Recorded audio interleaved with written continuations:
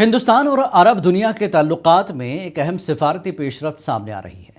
طویل عرصے کے بعد ہندوستان پہلی بار نئی دہلی میں ہندوستان عرب وزرائے خارجہ اجلاس کی میزبانی کر رہا ہے، جس کی مشترکہ صدارت ہندوستان اور متحدہ عرب امارات کر رہے ہیں۔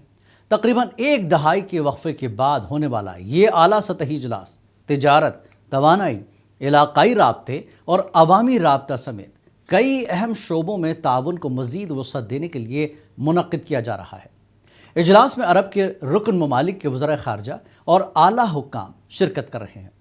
ہندوستان اور عرب ممالک کے درمیان بڑھتے اسٹریٹجک اور معاشی روابط کے تناظر میں اس اجلاس کو غیر معمولی اہمیت حاصل ہے۔ دیکھیے یہ تفصیلات۔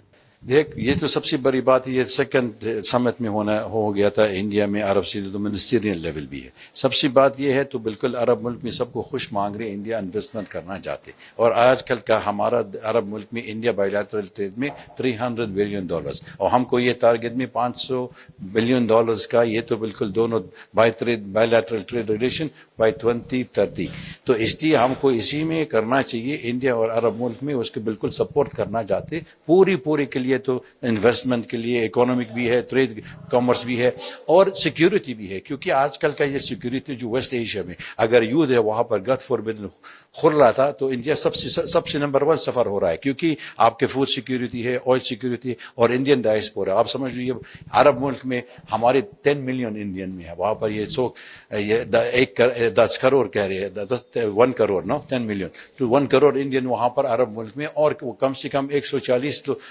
لاکھ ہے ہر سال پہ عرب ملک میں وزٹ ہو رہا ہے۔ تو اس لیے ہم کو یہ تو بالکل شانتی کرنا چاہیے، اور India should be the first one to take a proactive role. یہ تو ختم کرنا چاہیے، کوئی یوتھ یہاں پر وہ نہیں ہونا چاہیے، پراسپیرٹی ہونا چاہیے۔